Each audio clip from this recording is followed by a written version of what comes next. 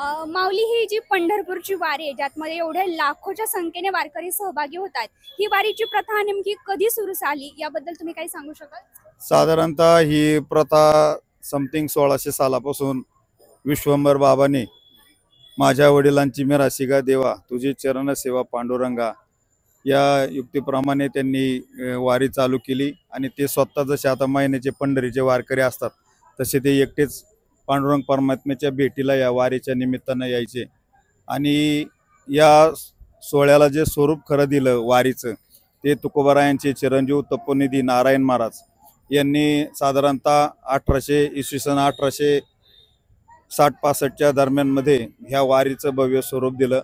नारायण महाराजांनी देहूमधून संत तुकोबारायांच्या पादुका घेऊन आळंदीमध्ये यायचे, आळंदीतून माऊली ज्ञानेश्वरांच्या पादुका घेऊन ते पंढरपूरला जायचं आणि ज्यावेळेस ह्या दोन्ही पादुका एकत्र झाल्या त्यावेळेस जे आता ज्ञानोबा तुकाराम आपण भजन करतोय त्या भजनाची निर्मिती ह्या दोन्ही पादुका ज्यावेळेस एकत्र येऊन हा सोहळा चालू झाला त्यावेळेस त्या भजनाची निर्मिती झाली आणि आपण वारीमध्ये जो आनंद मिळतो ते ज्ञानोबा तुकाराम भजनाची निर्मिती त्या ठिकाणी झालेली आहे। जी वारीमध्ये चोपदार प्रथा असते त्याबद्दल तुम्ही काय सांगू शकाल? साधारणतः चोपदार प्रथा बालदार प्रथा ही जी आहे ज्यावेळेस परकीय दुश्मनांचं यवनांचं आपल्यावर अतिक्रमण होऊ लागलं, मंदिरं पाडू लागले आणि अत्याचार वाढले त्यावेळेस आपल्या धर्मावर मोठं संकट आलं आणि त्या संकटाचा सामना करण्याकरता छत्रपती शिवाजी महाराज छत्रपती संभाजी महाराज यांनी ह्या वारकऱ्यांच्या रक्षणाकरता आपले सैन्य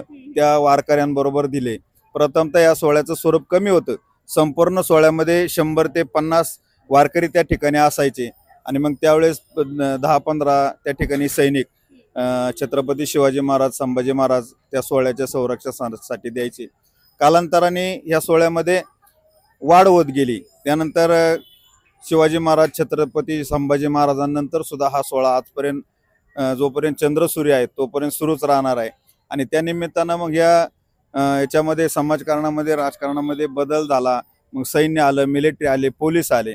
या युक्तीप्रमाणे त्यावेळेस ज्यावेळेस प्रत्येक दिंडी मालकांनी असं भालदार आणि चोपदार छत्रपती शिवाजी महाराजांनंतर अपेक्षा करण्यापेक्षा आपल्या दिंडीमध्ये ते 2 संरक्षक सैनिक तयार केले आणि त्यांची जबाबदारी दिंडीला शिस्त लावणे, दिंडीचं संरक्षण करणे, रात्रीचा पहारा करणं हे खरं काम त्या ठिकाणी चोपदारांचं असतं आणि संपूर्ण सोहळ्यामध्ये चोपदाराला या ठिकाणी विशेष स्थान आहे। खरं तर अत्यंत उत्कृष्ट अशी माहिती या माऊलींनी आपल्याला वारीच्या प्रथेबद्दल आणि चोपदार प्रथेबद्दल दिली आहे। धन्यवाद माऊली। रामकृष्ण हरी।